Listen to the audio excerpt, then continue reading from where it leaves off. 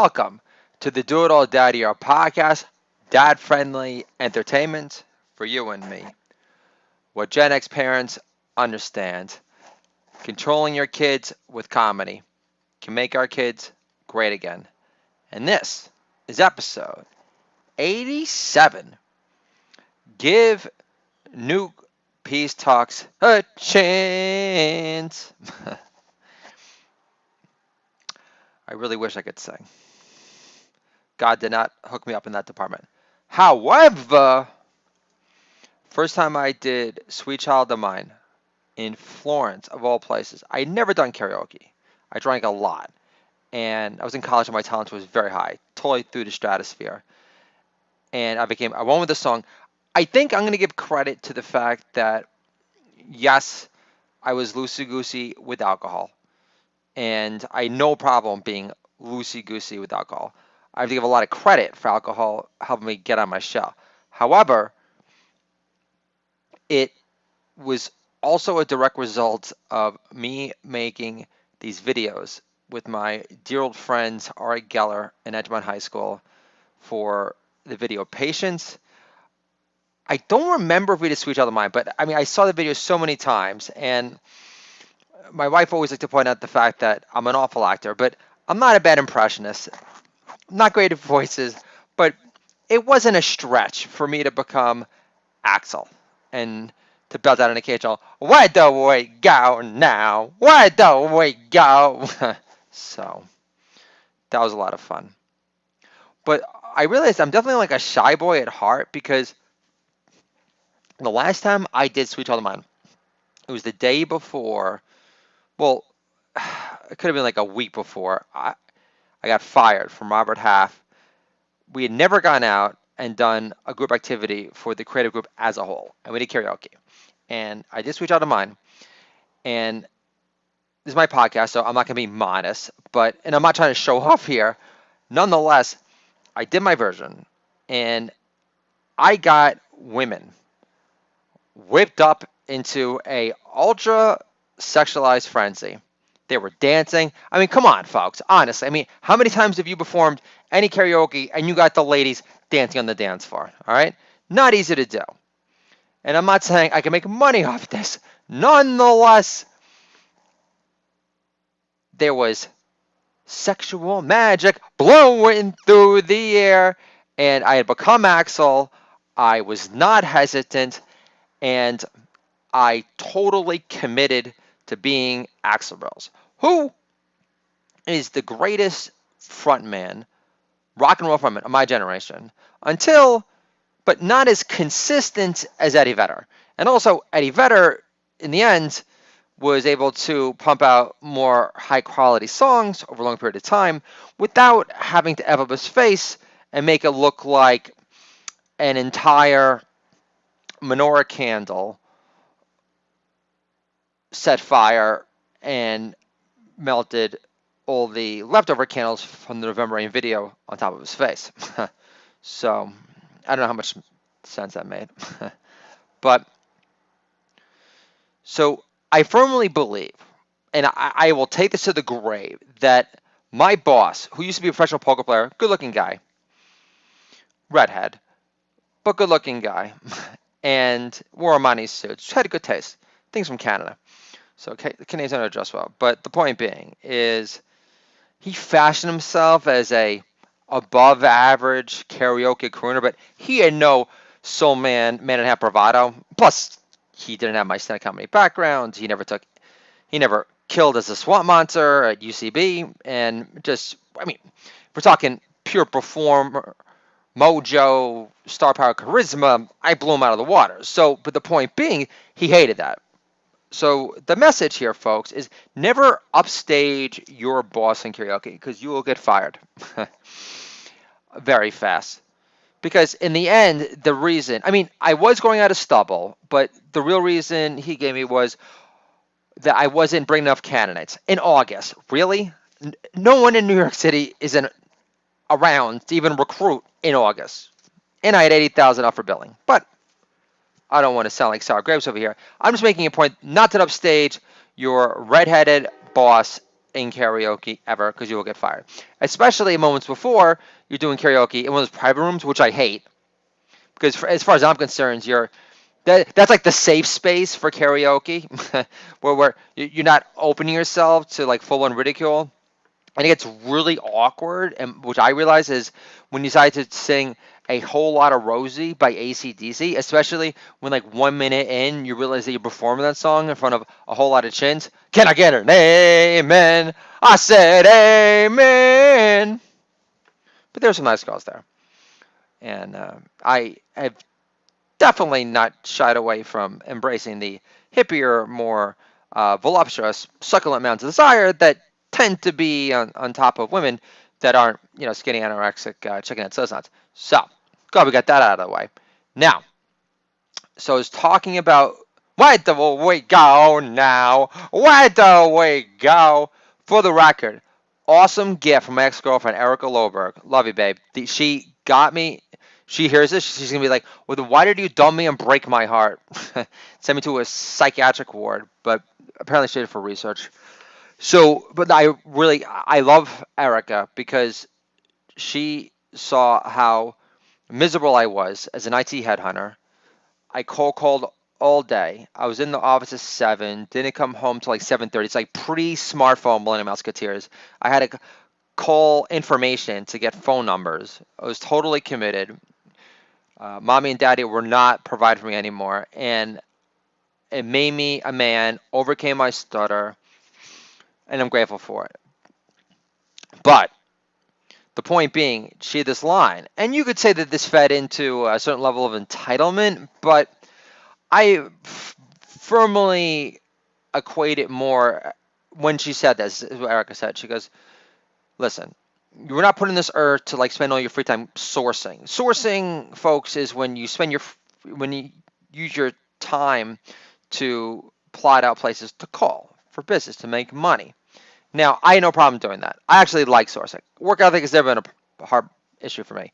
But her issue was, according to her, I was this creative, overlooked genius that was full of like endless potential because I would just bust out ideas left and right, and she was in awe of it. And I had never really developed that muscle before. And she went to Columbia. Columbia, you have to study all of Shakespeare, like every single play he ever did. It's actually a pre-programmed curriculum for 2 years, which is really hardcore. And that library is unbelievable. I feel like my IQ skyrocketed 5,000 points the moment I entered there. It's a beautiful thing. Meadow totally brought it down another 10,000 points, but that's besides the point. What were you thinking, hooking up with Jackie Jr.? Moron! Anyway, so Jackie Jr. I got E. Like she never done E before? Unbelievable. I'm sure it wasn't like primo stuff either, but I digress. So with Erica, she gave me this great gift. And one time we saw Guns N' Roses, but this is when he played with Buckethead. And Buckethead's this guy that wears a Mike Myers mask, KFC hat on his head, and we saw him at the Hard Rock Cafe. And we were in the front row, and it was unbelievable. Axl was on time. Yeah, his face looked weird because it was all stretched out, but they were on fire. Unfortunately, I'm not going to get into specifics. All right. Why am I holding back at this point? Honestly, unemployed comedian / father of 3. It's not like the phone is ringing off the hook over here.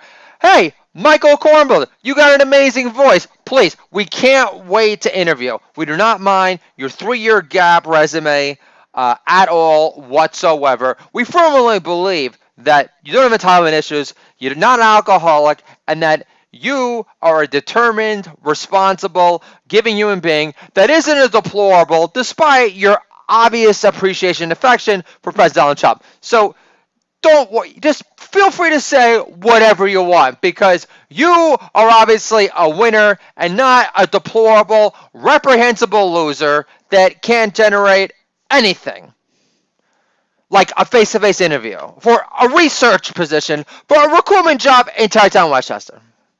But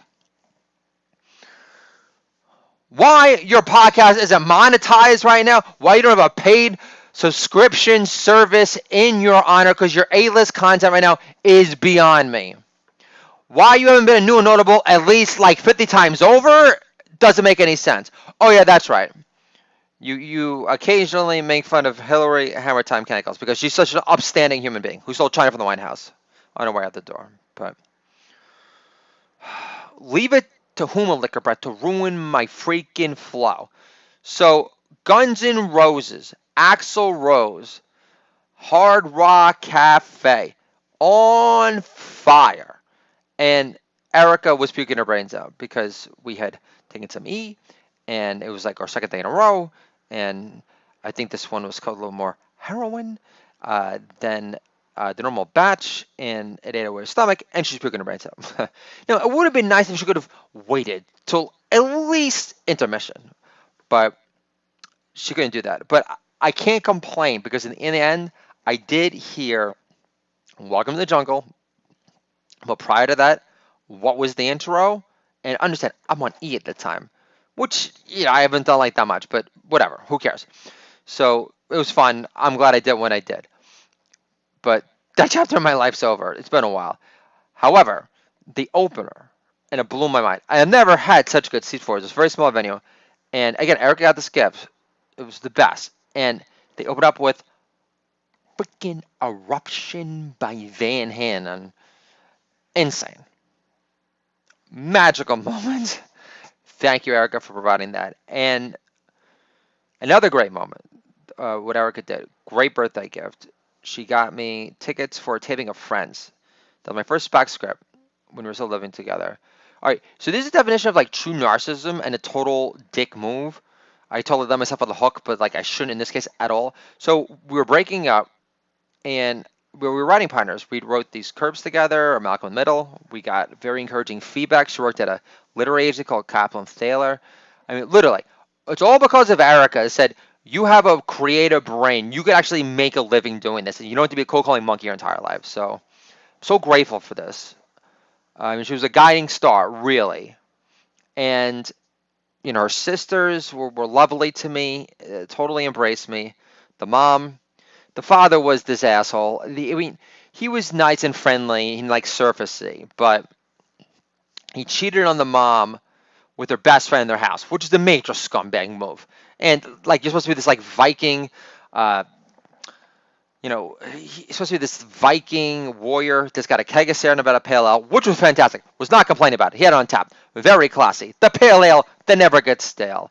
And he had a man cave before that became like mainstream or viral. It was like a separate wing on top of his garage, and he used it to showcase all of his medals from rowing. So he used to go to the Venice Yacht Club. So this is a guy that was in great shape, basically hit the genetic lotto, and get the impression never really had a try tour for anything. He was like naturally brilliant, great athlete, alpha male to the umpth degree, and he married into money, and then he decides to freaking cheat on his wife, like in his home. It's a scumbag move. Now, I'm not saying I'm perfect, but like, if you're gonna rank scumbag entitled moves, that would be the top of the heap, top of the list. So, and it definitely left up the mom. She was totally affected and scarred by it, without a doubt. She was like my first exposure to like a hardcore Gentile, old school money mom, but I was able to get into her heart and endear myself to her, which felt good. I'm not saying they're living in their country club, but they were in a country club. So anyway, today shot at Costco. But she did introduce me to champagne vinegar dressing and avocados as stands of hand grenades. And they used to get flaming nails all the time from Costco. So definitely a superior improvement over my current in-laws in terms of the steak allocation. Spoilage. They did the keg of Santa Pale Ale. I should have stayed in California. Just joking, folks. So, but because if I had kids with Erica, there's no way they would have turned out this perfect. No offense to Erica, but my wife, the thing with Erica, it was tough for her. I view Erica as beautiful, but she's a redhead. And redhead, apparently, I had no idea, but like redheads, she was tall, athletic, played volleyball at Columbia. She didn't get invited to prom, not like brutalized her. And like, I totally get that. It's not like I was knee deep in the poontang in high school either. And so I understand that they're like, I could identify the sense of exclusion without a doubt. My wife was very shy as a kid. I only came out of my shell really, junior year, more really senior, because I finally hooked up with a girl that happened to be an Israeli. So I went the international world with my Masada teen tour, and then I was like a man on a mission, and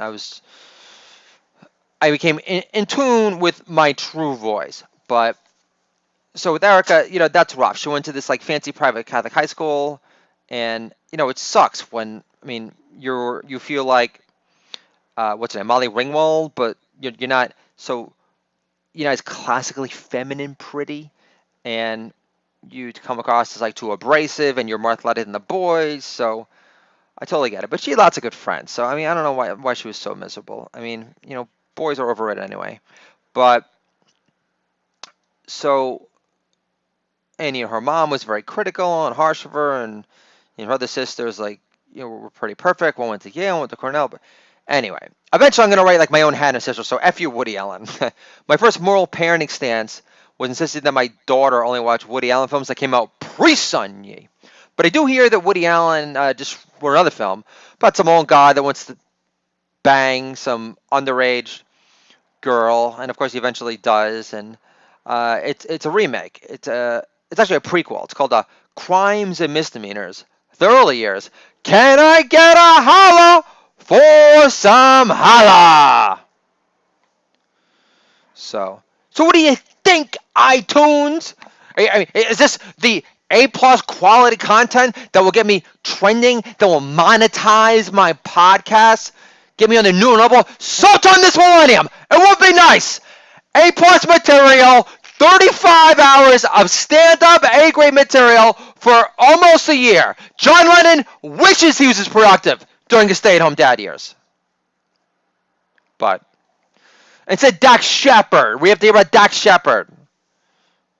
Go on his Ashton Kutcher-inspired blah, blah, blah rants to nowhere.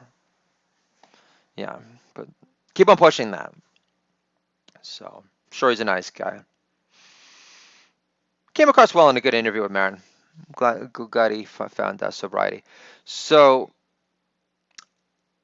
I was talking about Guns N' Roses and where do we go now? Yeah, but Eric and I had some good times. We did. It's total struggle.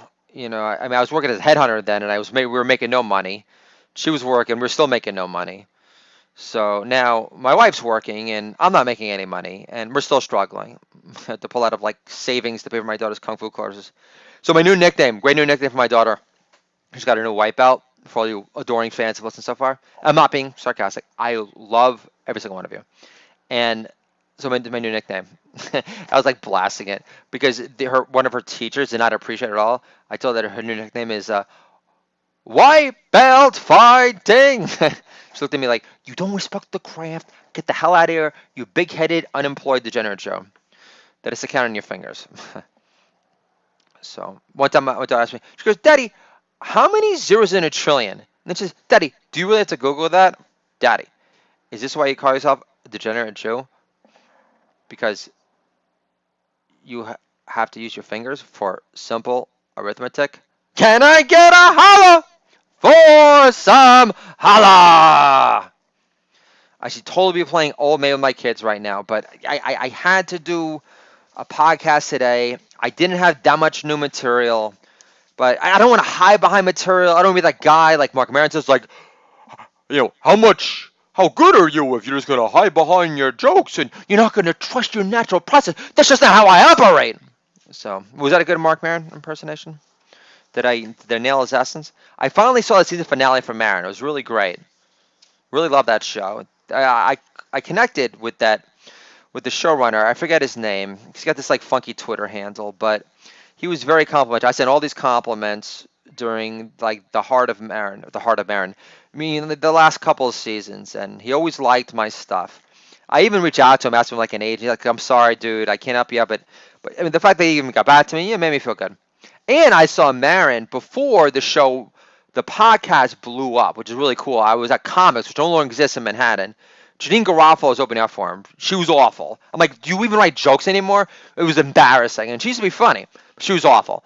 But Marin was great, and he was the opener back then, just to show you, like, and this was 8 years ago, and it's amazing how fast things change. And I remember reading that he had just interviewed Robin Williams, and he didn't do many interviews. I said, congratulations. I saw him before the show. I approached Marin. I had no hesitation. I said, Marin, congratulations on interviewing Robin Williams. It's really great. And I said, I love this Viking bit that you do, because he's married this like Viking Nordic girl. He's like, oh, maybe I'll do it. Get away from me, you big-headed Jew. You're threatening my mojo. You're annoying me. I think you're just a sales putz, and you're a hack, so leave me alone.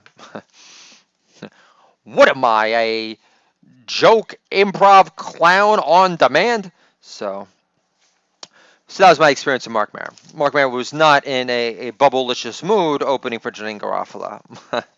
But that was before the show Maron, before everything really, broke from, before his interviewing Bruce Springsteen and everything, which is pretty cool. So, and I love the fact that Maron had the ego to go after Jon Stewart, him being a fellow Hebrew from like Jersey, and him thinking, he's smart and wise ass, but in terms of like, pure charismatic load of wit, I can take or leave him. He's not the end of the be all, which I think is hilarious. And then also for him to go after Sandler and basically think, okay, yeah, you're the golden Jew, but I'm always just have a little sophomoric and hacky, and it's not the Bill Hicks, Doug Stanhope, sort of honorary stand-up that I hold dear in my heart, or that I think I'm superior to, because I'm Mark Maron, and I used to do coke with Sam Kinison, and only hear last call from the bathroom stall. Can I get a holla for some holla? So, and what I also like about Mark Maron, there's one other detail that I wanted to forget here, was, this is such a funny line. So him and some of his comic bugs, probably like Patton Oswalt, and they went, Brian Potion, whatever the fuck his name is, and they saw he's so low charisma, it's ridiculous. And his voice is brutal. Oh, I love metal, whatever, who cares? And they saw, what did they say? Quentin Tarantino movie, Pulp Fiction. And then afterwards, this line that I read by Maron, which was, okay, so I'm going to burn my... Oh, no, he said, okay, now we can all burn our screenplays at home. That's great. Now, that is vintage Maron. Very, very funny. And Bobcat Goldthwait directed some of the more funnier episodes of Maron. And you can say things for, if you could believe it, dun, dun, dun, Fred Savage. Fred Savage directed some of the funnier Always Sunny in Philadelphia episodes. And the reason why I can't respect the Emmys ever is this. I'll give you 3 reasons.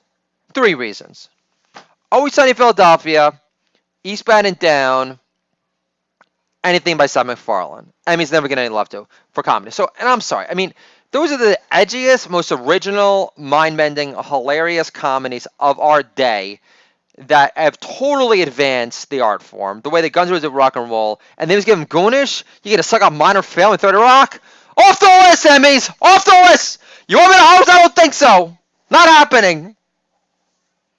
You don't get that pleasure, Ray Boyd. Not gonna happen. So, give Nuke Peace Talks a chance. All we are saying is give Nuke Peace Talks a chance. This is Trump talking with Kim, not little Kim. Think you know what Kim I'm talking about? Trump, will you concede nukes or not? Will you, my timing messed up that flow. Trump talking to Kim, who's not little Kim. Trump, will you concede nukes or not? You never starve for attention. Big Kim? Kim, I miss Dennis. Trump, give up your nukes. We'll lift the travel ban, and you'll be jet skiing with your favorite bad boy, sipping Cavassier in no time. Kim, I'm still mad at Seth Rogen. Can I get a holla for some holla? Twitter isn't rooting for a president to fail. Why else would the hashtag give Nuke Peace Talks a chance be trending only in my hippie cloud mind. Mang! Can I get another holla for some holla? So, if you're wondering why I am being a tad rambunctious tonight, sounding a tad more aggressively alpha hit the phone manly, was because my daughter accused me. I'm subconsciously still reacting to the fact that my daughter accused me of sounding less manly than the teenage boys that take kung fu in her dojo. But then, and this is my daughter's apology after I was visibly hurt. I'm still such a sensitive bitch at heart. It's ridiculous. It's totally pathetic. You would figure after cold calling throughout my 20s, doing open mics in the East Village, being judged by hipster douchebags, and never cold call, minute cold call in their life, and you would figure after all of this, after getting Nick DiPaolo, Richard Lewis, Margaret Cho, blah, blah, blah, major heavyweights in comedy, compliment me, endorse me. I got 2 books coming out. I mean, I've been around the freaking block, and I get hurt when my daughter infers that I sound like some, she-male, stay-at-home dad comedian that sounds more full-blown fruity than wholehearted manly. And so this is what she says. This is how brilliant and sweet and wonderful and in tune my daughter is with my emotional state of mind. I'm going to prove it to you right now, okay? So I'm doing something good over here. On top of my occasional grade A plus jokes that I spoil you guys with for free, but it's my pleasure until we can get this premium subscription service working in my direction. Here we go. Data. I am not saying your voice, she's 7, she's turning 8 next week. Data. I am not saying, she wrote this out for me, to articulate her feelings better. So we say Neil Simon says he wrote to figure out how he felt and express his feelings better. This is my daughter. She's 7, turning on 8. Amazed she wrote this. Data. I am not saying your voice is not manly. In fact, it is the most manly voice it could be at 42. And I'm going to give my amazing pitch daughter. Pitch piff. I'm going to give my amazing pitch perfect daughter, Matilda Singing Rose Kornbluth, white belt fighting, a utmost holla for some holla. Because that was the best note, apology, make things good with daddy's pent up pussy hurt feelings ever. So thank you. It's me explaining what mitzvah means to my daughter. A mitzvah is performing acts of good without any self-serving agenda, like Trump working for free in an attempt to denuclearize North Korea, as opposed to Hillary being Hillary. I love how that one came together.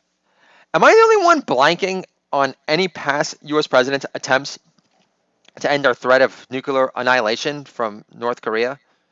Or Iran, for that matter? I recall Obama nuke gifting Iran and diddling with sticks, drawing imaginary lines in the sand. W, walking into doors. Can I get another holla for some ha-da-da-da? Me explaining mutiny to my son. Mutinous is you accusing daddy of beating mommy to get me thrown in prison because I didn't take you to Delhi for a treat. Son says, that's not bad. I'd still be with mommy. I say, stop encouraging me to cheat on her already. If LeVar Ball was my coach dad in junior high, he'd trash talk me to no longer prance down the court on my tippy toes, looking like I was in high heels instead of high tops, yelling, we're trying to sell bowler wear, son, not Jimmy Choos. The beauty of that joke is that I had no intention of rephrasing it and delivering the podcast today, but my wife just got these Jimmy Choos at a severely reduced rate in Arizona, Scottsdale, Arizona. My daughter pointed them out to me, and then it inspired me to revitalize that joke. And I was saying at the top of my lungs in front of my daughter, see how it came together. So I'm getting ready for my showcase at the Apollo Theater for Amateur Night coming up, and obviously ideal material for that sort of audience. We're trying to sell bowler wear, son, not Jimmy Choos. My daughter said, Daddy, stop it now. And we have these African American neighbors, so I'm sure like that added to the deeper level of awkwardness. But that was a really funny moment. So this is my daughter yesterday. She couldn't have been happier coming home from school. She says, Daddy, I scored a goal in hockey today during gym. And Cody, the best athlete in my class, my favorite boyfriend, gave me a high five. I said, where are the handsome brothers when you need them? At least Cody hasn't asked you out for some Paul Newman's lemonade yet. Can I get a holla for some holla? Later, uh, that day, I take my shoes downstairs, and my daughter says, "Just my socks." And she says, "Daddy, your socks are so girly. I want them." And I say, "I could revert back to my old black dress socks and beg for my job back at Robert Half if you prefer." My daughter says, "So Robert Half doesn't rehire flamboyant metrosexuals?" This is the Do It All Dad Year podcast, dad-friendly entertainment for you and me. Controlling our kids with comedy can make our kids great again. And I'll talk to you guys soon.